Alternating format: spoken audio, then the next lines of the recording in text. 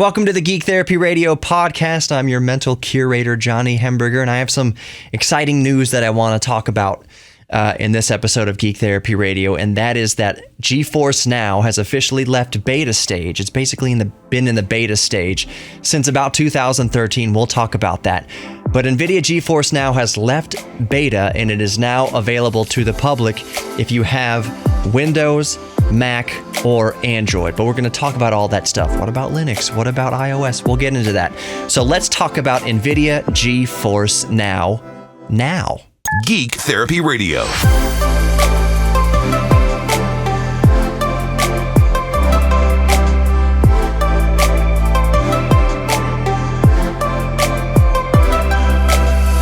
So not too long ago, Google released Google Stadia, which is another cloud gaming service, and it was kind of a cluster F. I can't cuss on here.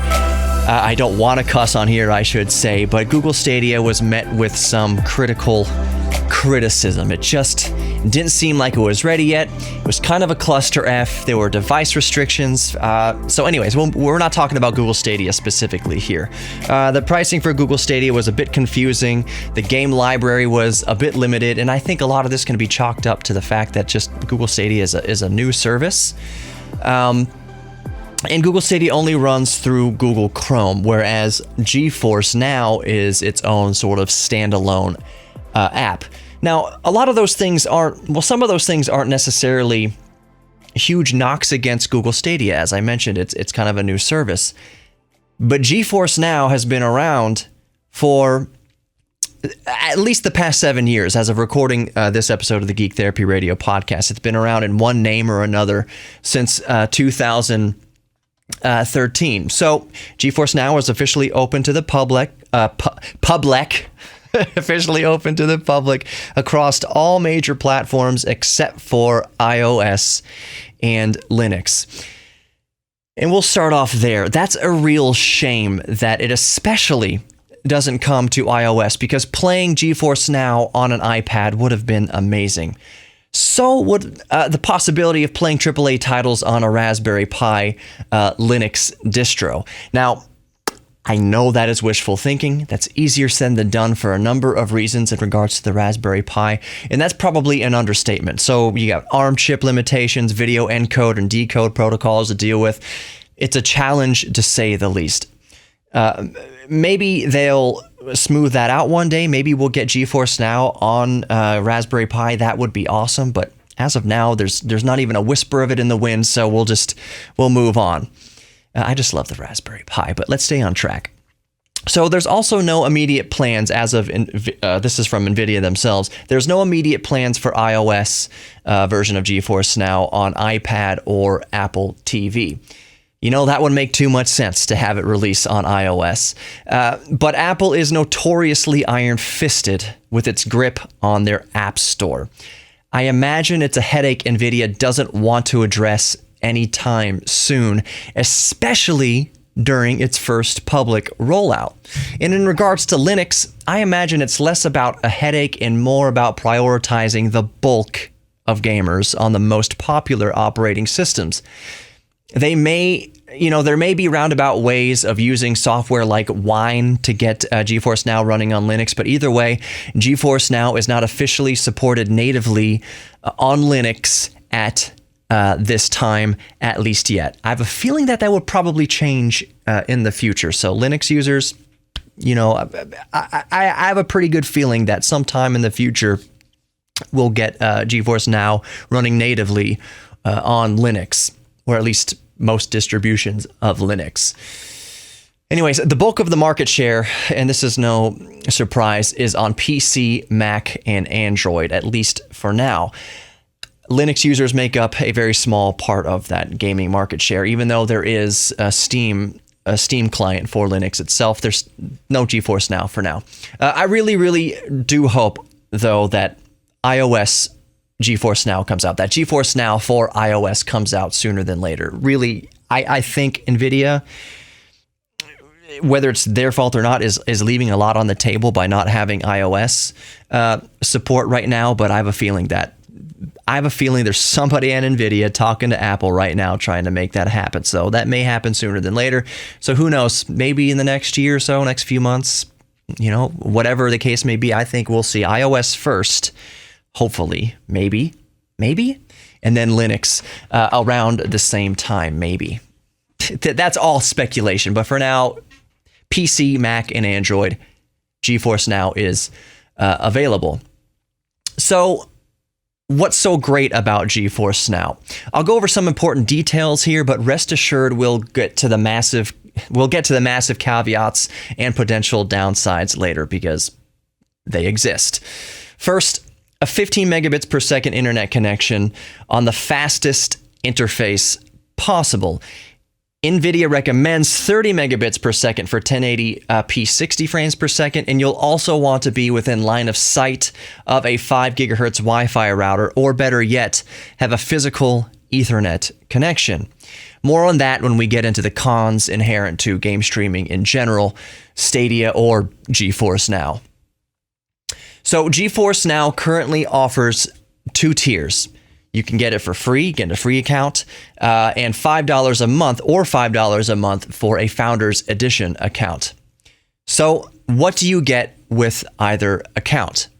Now, if with a free account, you're limited to hour-long sessions, 1 hour-long sessions, but you can hop right back in and reset the timer again. So let's say you're playing a video game for an hour, Nvidia boots you off, just launch the video game again and you'll be right back into it. And there's a reason for all that. The free tier is also like flying standby. You don't get priority access to servers and hardware. For instance, when running Doom 2016, I can check on some system stats while I'm playing. Since the free account is non-priority, sometimes I get a GPU with around 24 gigs of VRAM, and other times it connects me to one with only 7 or 8 gigabytes of VRAM. So it's first come, first serve as far as who gets the best hardware and the best connections. That's on the free account. Moving up to the next tier, there's only 2 tiers currently available. Moving up to the Founders Edition tier, $5 a month, you get priority access to NVIDIA's servers and hardware, and the ability to turn on ray tracing. And gaming sessions are bumped up from 1 hour to 6 hours.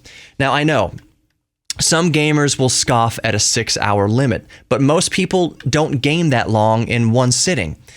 Most.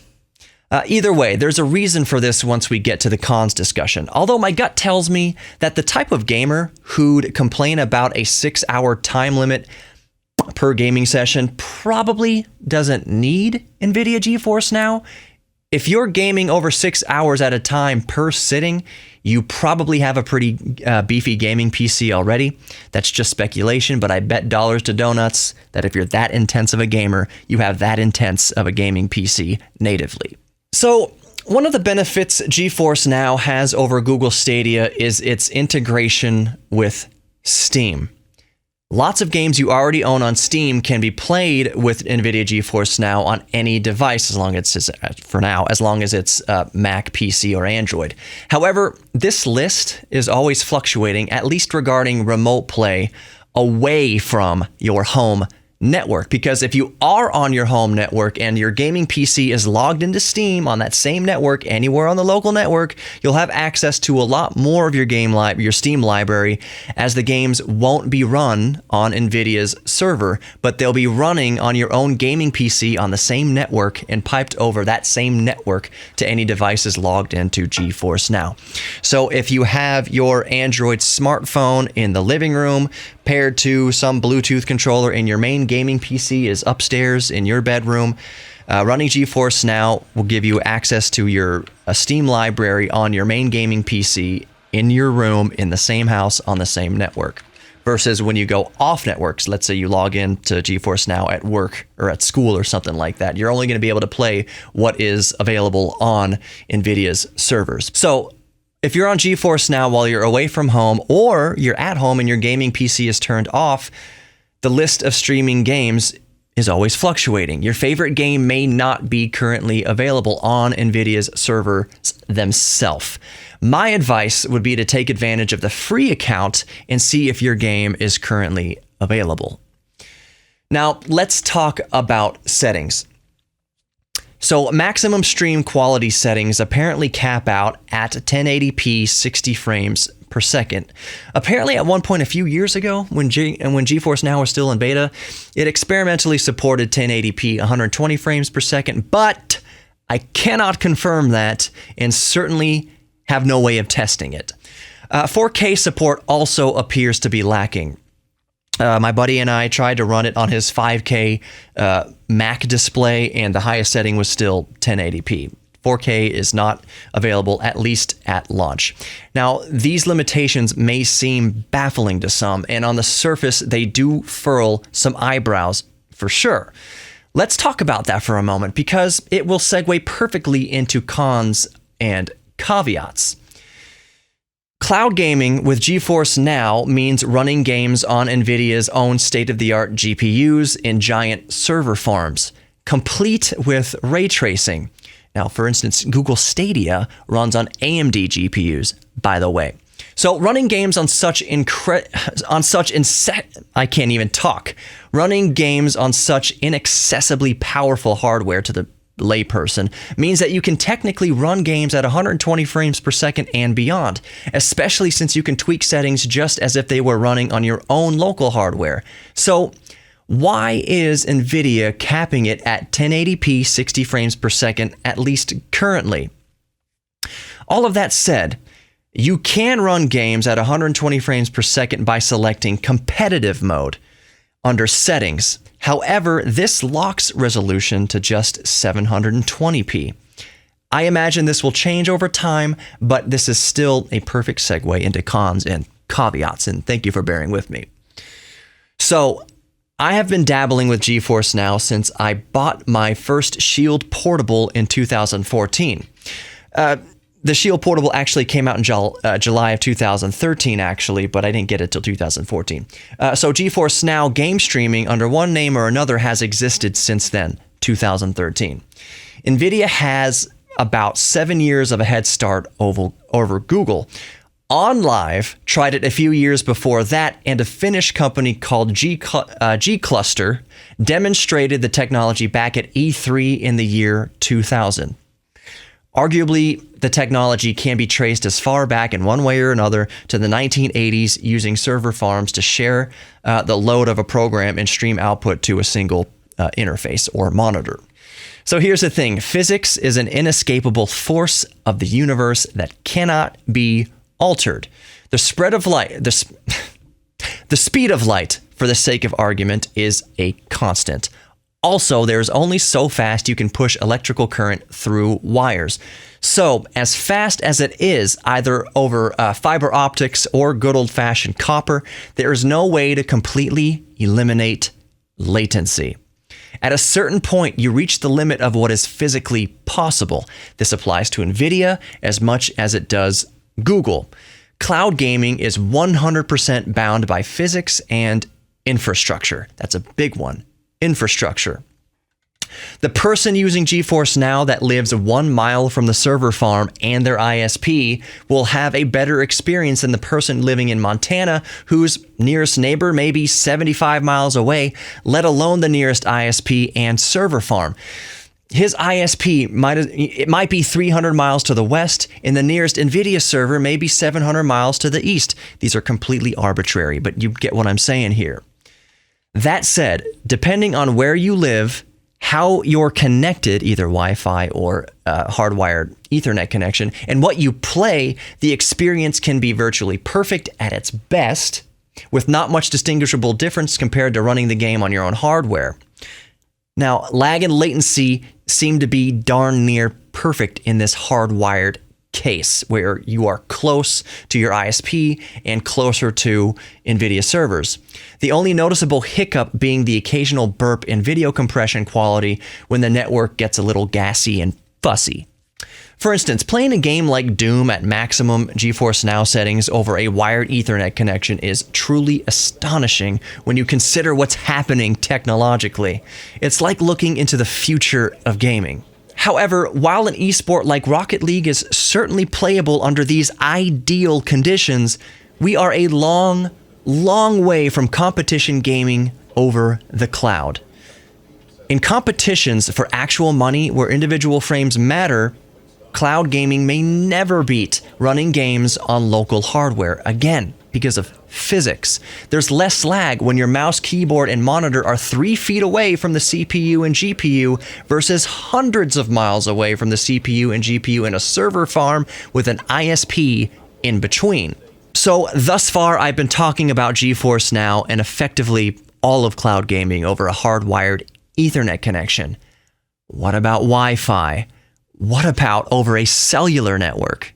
So straight up, Wi-Fi is a crapshoot. A real roll of the dice. No other way to put it. You'll need to be close to a 5 gigahertz router for any amount of possible enjoyment. And may God have mercy on your soul over 2.4 gigahertz Wi-Fi. But again, for casual gaming, GeForce Now over a hardwired connection is your best bet and can be absolutely jaw-dropping. It is truly state-of-the-art. But let's talk about the last bugaboo. Here in the United States especially, many of us, if not most, have data caps. For instance, if I go over 1 terabyte of data per month, I get charged outrageous fees for every gigabyte I go over. So the free tier of GeForce Now limits you to 1-hour sessions before making you relaunch the game. Okay, that's understandable. But that 6-hour limitation on the paid tier serves 2 purposes. First, to clear out AFKs, away from keyboards, from precious server real estate. That is, if you get up from your computer and leave the connection on, it'll boot your ghosting fanny. It's also looking out for your data cap. At maximum settings, GeForce Now will be sucking down around 15 gigabytes of data per hour. So 6 hours times 15 gigabytes per hour equals 90 gigabytes over 6 hours. That's around 10% or so, give or take, of my 1 terabyte monthly data cap. 10%. 1 6-hour session at maximum settings. 10% of my data cap. That means if I have GeForce Now running at those settings for 6 hours a day, I'll hit my data cap in about 11 days. Now, it is silly that data caps are still a thing going past 2020, but it's where we're at. One of the biggest hurdles for cloud gaming is how it can absolutely shred through your data cap. My hope is that cloud gaming becomes another strong argument towards removing data caps, but for now, it is something to consider when you fire up GeForce Now or any cloud gaming service. But here's where it also gets interesting. There are some games that are close to and well over 100 gigabytes in size to download onto your local hard drive. That means it's 10% of a 1 terabyte data cap just to download the game. It may well be the case that you decide it's more efficient to use that data and just stream the game of that size than use up the same amount of data to download it. Conversely, it would make 0 sense to stream a small game at 15 gigabytes an hour when downloading it may only take up 1 gigabyte. Now, I do realize that the point of GeForce Now is that you can run graphically intense games on low-end hardware. You wouldn't download a 100 gigabyte game onto an old dual-core netbook, in other words. But my previous points are still good to keep in the back of your mind. So to wrap this up, having dabbled with GeForce Now for the past few years on my Shield Portable, Shield Tablet, and Shield TV, I've always been fascinated by the theory of it all. And while at its best, in its best possible conditions, it feels truly revolutionary, the fact remains that in most conditions, there's still a lot to be desired and a lot to work on.